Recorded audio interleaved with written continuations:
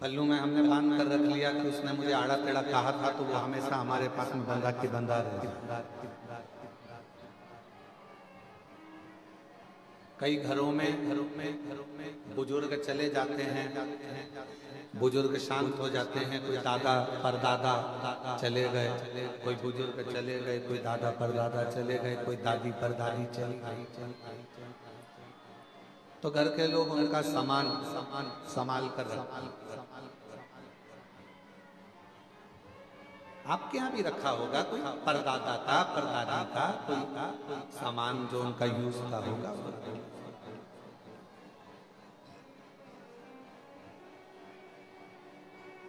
कहा क्या जाता है, दादा दादी का निशानी के रूप में अगर कुछ रखना है, दादा दादी की अगर कुछ निशानी तुम्हें अपने पास में रखना है, तो सामान नहीं, दादा दादी का आशीर्वाद अपने पास में निशानी के रूप में रखना।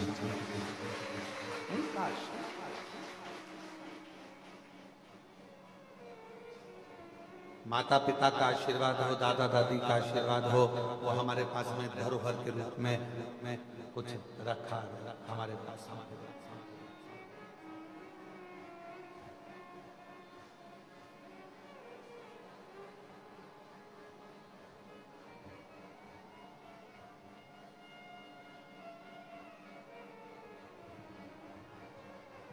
और जितना मिल जितना उसमें कोई आशीर्वाद की कोई क्वांटिटी नहीं होती कि हमको इतना ही आशीर्वाद चाहिए।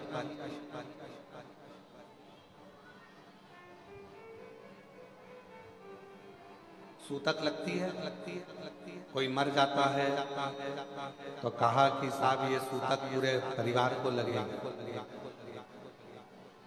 बच्चे का जन्म हुआ तो किसी ने कहा कि साहब ये सावड़ पूरे परिवार को लगेगा।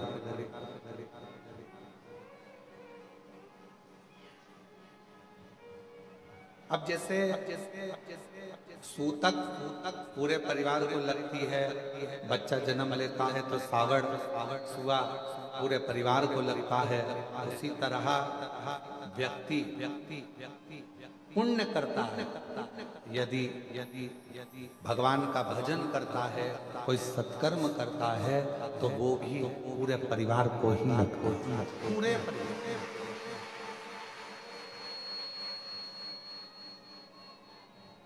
जैसे सूतक परिवार को लग रही है, जैसे सुआ परिवार को लग रहा है, सावड़ परिवार को लग रही है, उसी तरह हमारा पुण्य, हमारा भजन, हमारा कीर्तन, हमारा मंत्र जाप, हमारा स्मरण, हमारा नाम जाप, ये हमारे पूरे परिवार को सूतक सावड़ जैसे लगती है, वैसे ही पुण्य हमारे परिवार को पुण्य।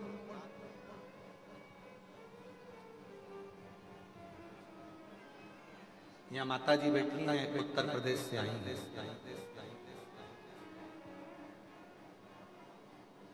ये कितने दिन हो गए आपको यहाँ? आवाज नहीं, 19 दिन हो गए। और 19 दिन से 8 नंबर रूम में रह रही हैं। बैठो माँ, अवस्था बहुत है।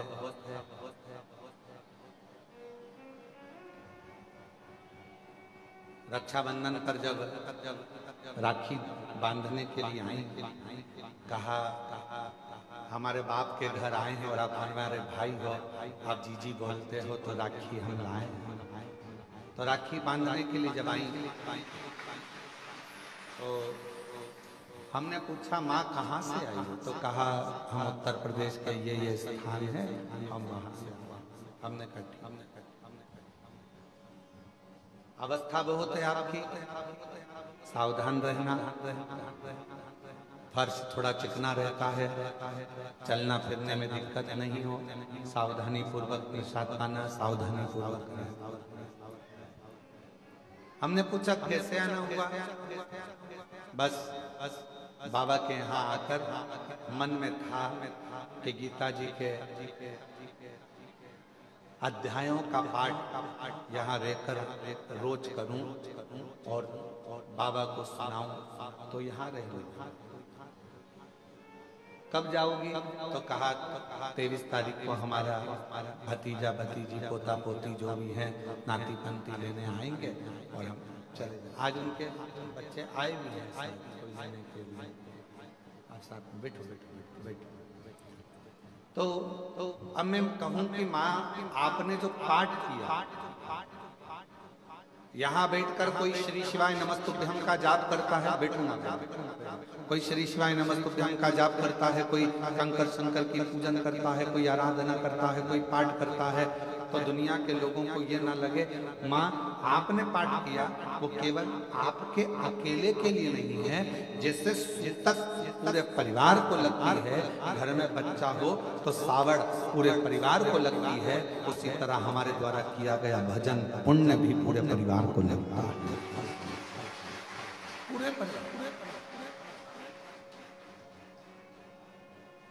आप कथा श्रवण कर रहे हैं।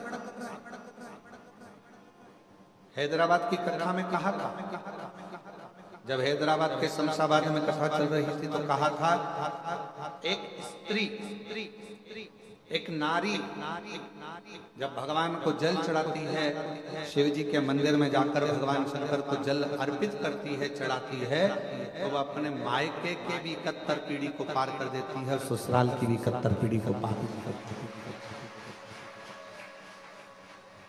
एक पुरुष जब भगवान शिव को जल चढ़ाता है, एक पुरुष जब भगवान शंकर को जल चढ़ाता है, तो वो भी अपने दादा परदादाओं की पीढ़ियों को पार करता है। और पुरुष जब जल चढ़ाता है तो घर में जितने पितृ हैं, जितने हमारे कुल देवता, जितने हमारी कुल देवियां, जितने हमारे पूर्वज पूर्व में चले गए और पूरी 71 पीढ़ी में कोई जीव चला गया, उन सभी को जब पुरुष शिव जी को जल चढ़ाता है तो उन जीवों को भी वो जल मिल जाता है, उनका तर्पण होता है, उनकी तिलांजलि, उनको वो जल का भाग।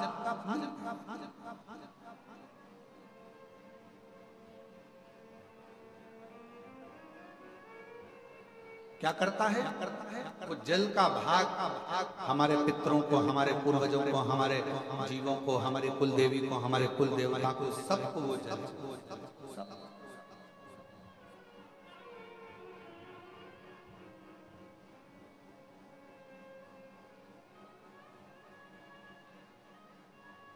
कोई पूछे कि क्यों गुरुजी शिवजी कैसे दिखते हैं? हमने सुना है कर्पूर गौरम करुणावतारम संसार सारम भुजगेंद्र। हमने सुना है कि शिव का स्वरूप है, हमने सुना है शिव का स्वरूप ऐसा। क्यों गुरुजी? शिव कैसे दिखते हैं? शंकर कैसे नजर आते हैं? कोई तुमसे पूछे तो कह देना, कोई जो तुमसे प्रश्न करे कि शिव कैसे लगते हैं तो कह देना बिल्कुल तेरे जैसे लगते हैं।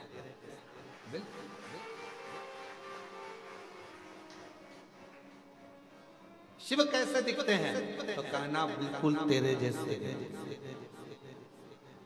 बिल्कुल तेरे।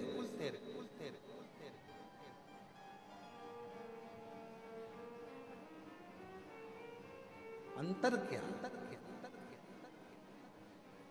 ये मनुष्य को आत्म ज्योति कहा जाता है।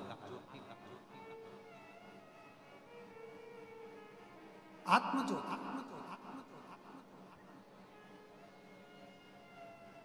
ये मनुष्य को भी आत्मलिंग कहा जाता है, आत्म ज्योति कहा जाता है। और 12 ज्योतिर्लिंग भी विराजमान है तो वो ज्योति का ही प्रतीक है।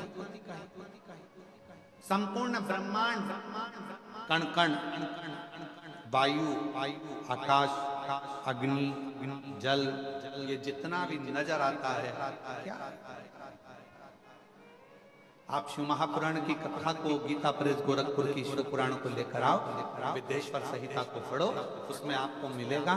ब्रह्मा जी ने जब भगवान शंकर के सामने जाकर कहा कि सृष्टि की रचना कैसे करूं, क्या करूं मैं सृष्टि की रचना में, तो भगवान शंकर ने कहा केवल तुम मनुष्य की रचना करो, बाकी के जल, अग्नि, आकाश, वायु, ये सब मैं अपने 5 मुख से प्रकट कर दूंगा, सब बनाऊंगा अपने 5 मुख से, मैं सब प्रकट कर,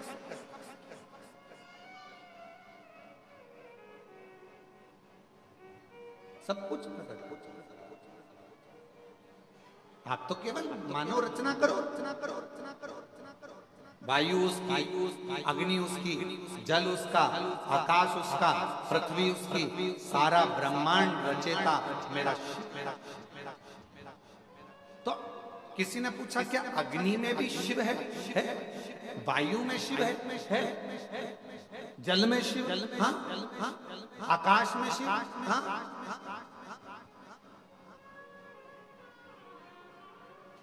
मनुष्य में शिव, हाँ, सब में।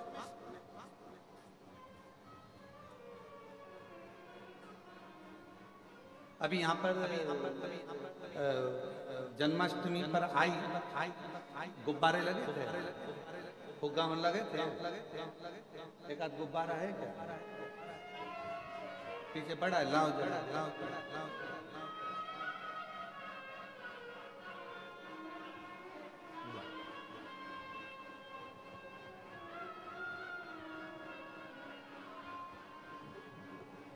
इस गुब्बारे में क्या भरा है? क्या भरा है? क्या भरा है? जम के बोलो, हवा, हवा, हवा, हवा। कहाँ गई?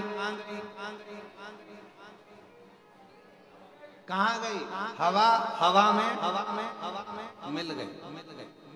अब तुम में क्या भरी है? श्वास, हवा। अब ये इसके अंदर भी एक वायु है, बाहर भी एक वायु है। अंदर वायु है तो एक आकृति दिख रही है, अपने भीतर भी शिव है तो ये आकृति दिख रही है। और जिस दिन ये शिव बाहर निकलता है तो बाहर के शिव से ज्योति से मिल जाता है, और ये ज्योति और वो ज्योति का मिलन होता है। अब कोई तुमसे पूछे कि शिव कैसे दिखते हैं, तो कहना तेरे जैसे। शिव तेरे, शिव का स्वरूप क्या है? तो कहा तुमको, तुम जैसे एक आकृति है, बस एक आकृति। तुझ में राम, मुझ में राम, सब में राम समाया है। जित देखो उत राम की माया है। हम भगवान को कहाँ ढूंढ रहे हैं? तो कहा भगवान केदारनाथ में मिलेगा। तो किसी ने कहा भगवान मुझे विश्वनाथ के रूप में मिलेगा। तो कहा भगवान मुझे वहां मिलेगा। पर शिव महापुराण की कथा